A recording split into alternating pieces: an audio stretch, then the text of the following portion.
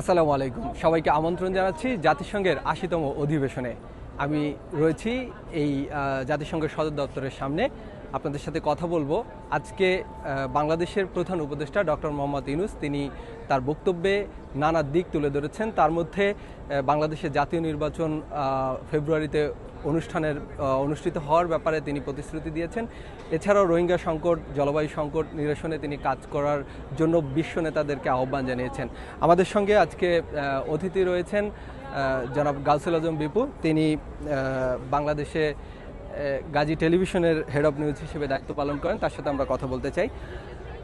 ইতিমধ্যেই আপনি জানেন যে ডক্টর মোহাম্মদ ইউনূস তার বক্তব্যে আগামী দিনের নির্বাচন এবং বাংলাদেশের যে সংকটগুলো এখন চলমান সংকট রয়েছে সে নিরসনে তিনি কথা বলেছেন, বিশ্ব নেতাদের প্রতি আহ্বানও জানিয়েছেন।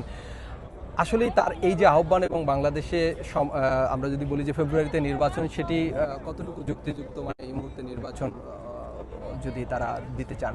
দেখুন মাইনুল, বিষয়টা খুবই গুরুত্বপূর্ণ যে এমন একটা সময়ে জাতিসংঘের এই ৮০তম সাধারণ অধিবেশন অনুষ্ঠিত হচ্ছে, যে সময় জাতিসংঘ নিজেই কিন্তু আর্থিকভাবে ভয়াবহভাবে এখন একটা অনটনের মধ্যে আছে। এর মধ্যে আমেরিকা মানে ইউএসএ তাদের ওই ফান্ডিংটা বন্ধ করে দিয়েছে। তো এই অবস্থাতেই অনুষ্ঠিত হচ্ছে। এটি হলো বৈশ্বিক দৃষ্টিকোণ থেকে একেবারে সব দিক থেকে বিভিন্ন জায়গাতে, বিশ্বের বিভিন্ন জায়গাতে এখনও সমস্যা চলমান।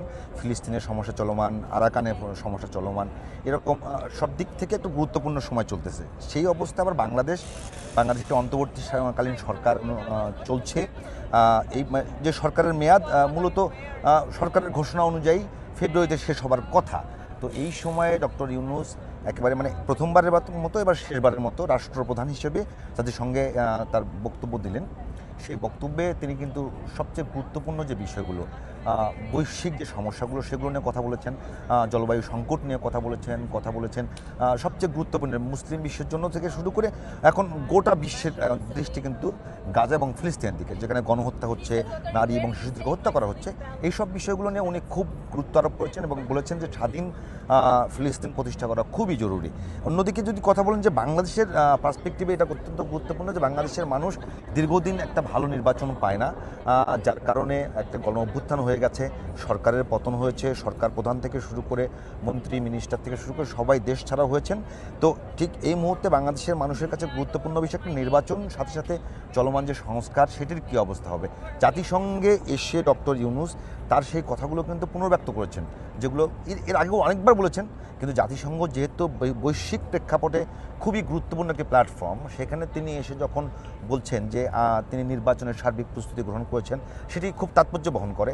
কারণ এটি একটা কমিটমেন্টের মতো যে নির্বাচন ফেব্রুয়ারিতে হবে কি হবে না এই বিষয়টা নিয়ে একটা প্রশ্ন কিন্তু থেকেই যাচ্ছে। কারণ যেখানে এখন পর্যন্ত সংস্কারের বিষয় যদি বলি, পুলিশ বাহিনী থেকে শুরু করে একটা সুষ্ঠু নির্বাচন করবার জন্য যে সাপোর্টগুলো দরকার, যে বিষয়গুলো আয়োজন করা দরকার, সেখানে অনেক ঘাটতি কিন্তু এখন পর্যন্ত আছে। তো সেই ঘাটতিগুলো নিয়ে নির্বাচনটা কেমন হবে এটা নিয়ে প্রশ্ন বাংলাদেশে আছে, বিভিন্ন মহলে আছে। তো যখন ডক্টর ইউনূস, আপনি কি মনে করছেন আসলে ফেব্রুয়ারিতে নির্বাচন আমি সেটাই বলছি, ডক্টর ইউনূস যখন এসে জাতিসংঘের সাধারণ অধিবেশনের মতো জায়গাতে নির্বাচন আয়োজন করছেন বলে প্রতিশ্রুতি দেন, তখন আর কিন্তু প্রশ্ন থাকে না। শুধুমাত্র বাংলাদেশ না, এটা একটা বৈশ্বিক প্রেক্ষাপট, একটা আন্তর্জাতিক একটা প্ল্যাটফর্মে এসে উনি কমিটমেন্ট করছেন যে আমরা ফেব্রুয়ারিতে নির্বাচন করবার জন্য সব ধরনের আয়োজন করছি। পাশাপাশি বাংলাদেশ একটা বিষয় খুব বেশি কিন্তু সাফার করছে অনেকদিন থেকে, রোহিঙ্গা সংকট। তো ডক্টর ইউনূস সেই রোহিঙ্গা সংকট নিরসনের জন্য এর মধ্যে 30 থেকে খুব উচ্চ পর্যায়ে একটা বৈঠক আছে, সেখানে উনি হয়তো বলবেন। এর আগে বাংলাদেশে একটা হয়েছে রোহিঙ্গা সংকটের বিষয় নিয়ে।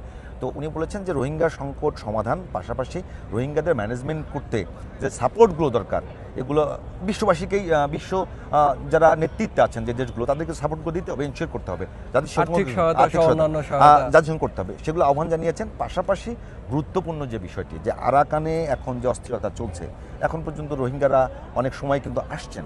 তো সেই বিষয়গুলো নিয়ে আঞ্চলিক যে দেশগুলো আছে তাদের সঙ্গে অ্যালাইন করে যাতে আগামীতে এই সমস্যাটার সমাধান করা যায়, সেদিকে কিন্তু খুব বেশি গুরুত্ব আরোপ করেছেন। তো ধন্যবাদ আপনাকে। আমরা কথা বলছিলাম জাতিসংঘের সাধারণ অধিবেশনের ডক্টর মোহাম্মদ ইউনূসের ভাষণ প্রসঙ্গে। পরবর্তী অনুষ্ঠান দেখার আমন্ত্রণ জানিয়ে বিদায় নেব। সে পর্যন্ত সবাই ভালো থাকবেন, সুস্থ থাকবেন।